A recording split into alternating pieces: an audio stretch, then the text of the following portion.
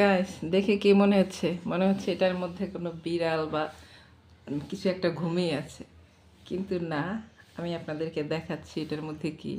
এটার মধ্যে যে আছে তার আসলে অনেক শীত করে, যার জন্য সবসময় তাকে মানে সারা রাত্র তাকে এইভাবে অনেকগুলো খাতা, কম্বল, চাদর দিয়ে ঢেকে রাখা হয়েছে। হ্যাঁ, ট্রাই করলাম, আর একদিন ট্রাই করছি, ফেল মারছি। তা কালকে আবার ট্রাই করলাম, দেখি কি একটা অবস্থা। আপনাদেরকে সরাসরি দেখাচ্ছি। টানটানা, এটা হচ্ছে, দেখাচ্ছি আপনাদেরকে আমি। দেখুন এর কত শীত। এই যে ম্যাজিক, কেমন হয়েছে গাইস? এটা হচ্ছে ঘরে বানানো দই, জীবনে প্রথমবার বানিয়েছি। মাশাল্লাহ ভালো জমেছে। দেখুন, এই একটা,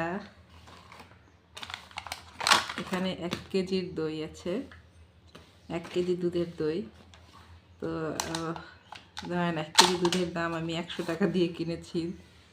দুটো গুঁড়ো দুধ 20 টাকা, 20 টাকার চিনি, এনাফ। এতটুকু পরিমাণ হয়েছে। আই থিঙ্ক দোকানের থেকে অনেক ভালো। তা আপনারাও ঘরে বানিয়ে খেতে পারবেন, খুবই সহজ পদ্ধতি। হালকা একটু টক দই দিবেন, হ্যাঁ, বেশ ভালোই জমে যায় 8-9 ঘন্টার মধ্যে। এই যে দেখুন, পড়তেও আছে না, যাই না সরাসরি আবার ধাম করে পড়ে যায়, মান সম্মান থাকবে না আমার। এই যে, সো গাইজ, কেমন হয়েছে অবশ্যই সবাই কমেন্টে বলবেন। ওকে, সবাইকে শুভ সকাল, ধন্যবাদ, বাই বাই।